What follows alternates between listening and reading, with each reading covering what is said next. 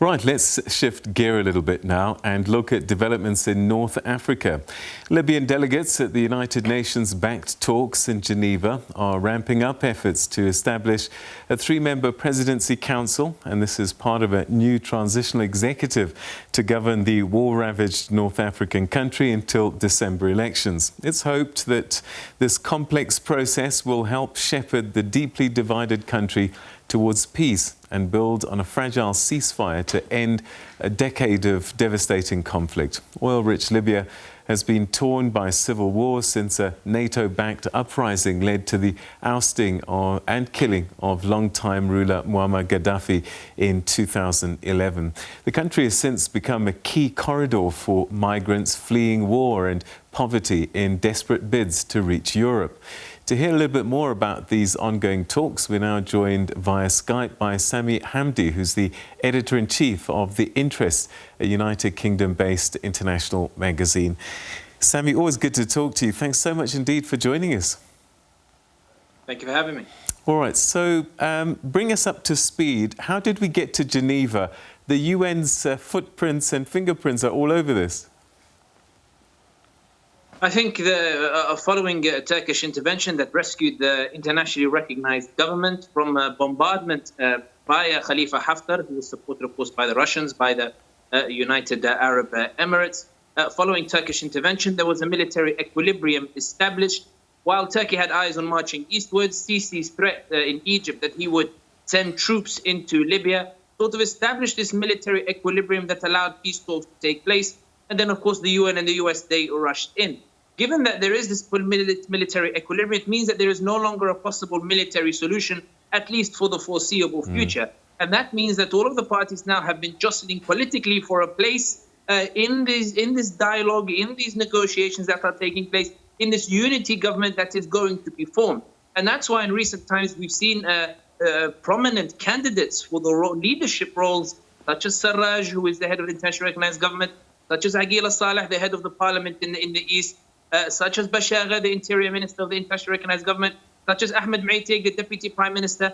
Each of them has been going to Moscow, to Cairo, to Istanbul, to Ankara, to these other various different capitals in order to garner this international support whereby they might lobby for one of these leadership positions.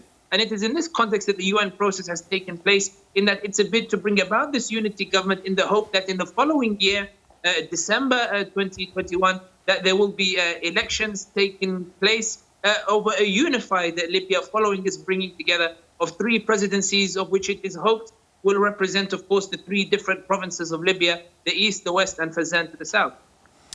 The UN believes that the people in Geneva represent the main voices in Libya. Is that the case? Because my fear is if anybody has been left out, they're just going to carry on doing what they were doing and say, you guys carry on. We weren't part of this election and decision-making process.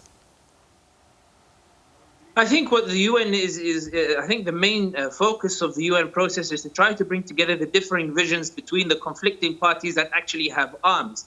It's about bringing together the parties that have the guns to some sort of common shared vision, whereby at least they won't have to resort to killing each other in order to settle their differences. And of course, that brings about its own controversies, because essentially what you're establishing is a power-sharing arrangement. And I think the evidence of the sense that it is an arrangement between the armed groups as opposed to political entities or civil societies is reflected in that the leader of the internationally recognized government in Tripoli a few weeks ago established his own personal military force in alliance with two notorious militias amidst rumors that he was going to be shafted and replaced by his interior minister, who enjoys the support of Turkey and enjoys this, and has been going and lobbying Cairo and lobbying Russia for various support. In other words, the fact that he had to resort to establishing a military force outside of the state institutions, a force that is perhaps implicitly loyal to him personally, suggests that he felt that without weapons, without an armed force,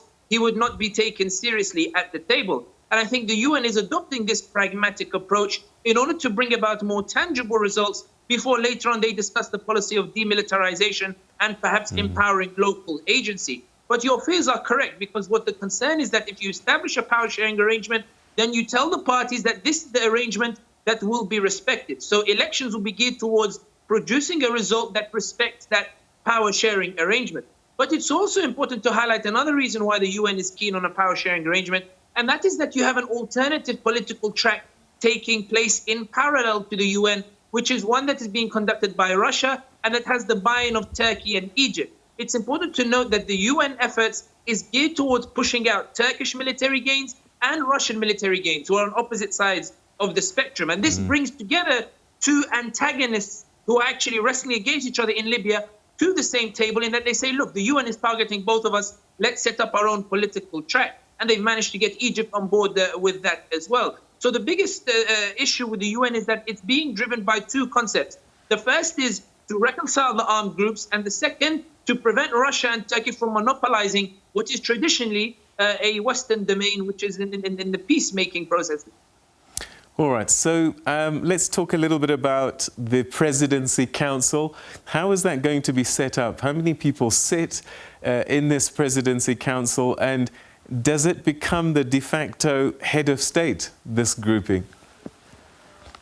I think there's some question marks over the responsibilities and authorities of the different positions. I mean, it's clear even from the description that you have three presidents of one country, and then you have a prime minister who has the executive authority. So in other words, what you're doing is appeasing a number of groups by giving them a fancy title, but without clarifying exactly what the powers and what the positions of these positions are. I think what is meant by these positions, first and foremost, is to bring together the parties and move the narrative away from blame. So if you notice, a lot of the Libyans on social media, on both sides, you have one side that's lamenting the inclusion of the internationally recognized government, and you have one side that is lamenting the inclusion of those who supported Khalifa Haftar's offensive.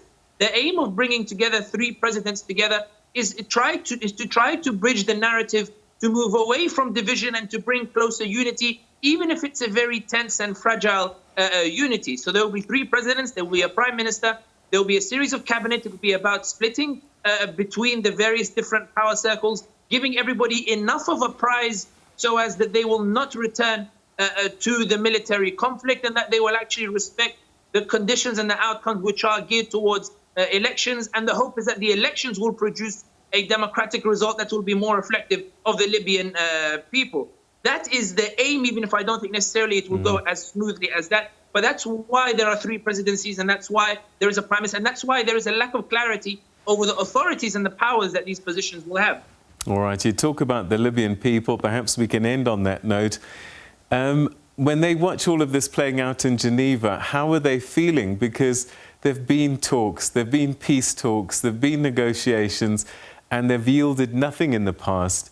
Have they got a reason to be optimistic? Do they even believe anything will come out of this? I think they have no choice but to hope. I mean, they've been in conflict for about 10 years. It's the first time that these parties have seriously sat together. There is this sense that all of the parties have fought for their own self-interest. Today, Bashar, who is the favorite to become the prime minister and to emerge as one of the most powerful candidates, put out a series of tweets which sounded more like a national address as a national leader, as opposed to an interior minister or head of a particular group. And the Libyan response was very mixed. I think there have been local elections in Libya which have gone quite well, relatively well. So there is this hope that, given that there is a lull in the war, it may not be the best solution to allow these groups to find their own political prizes and take a piece of the cake, but it's better than war, and at least it offers a window of opportunity to perhaps pursue something else. Anything can happen in the next year, and I think that is what makes Libyans reluctantly accepting of this process that is unfolding before their eyes, this hope that perhaps later they will be able to re-establish agency. The reality is that nobody can predict whether that will come about or not. But I guess when you're in a war-torn and ravaged country, all you can do is hope. That's right, indeed. Sami Hamdi, always good talking to you. Your insights greatly appreciated, as always. Thank you for your time. Thank you, Peter. Appreciate it.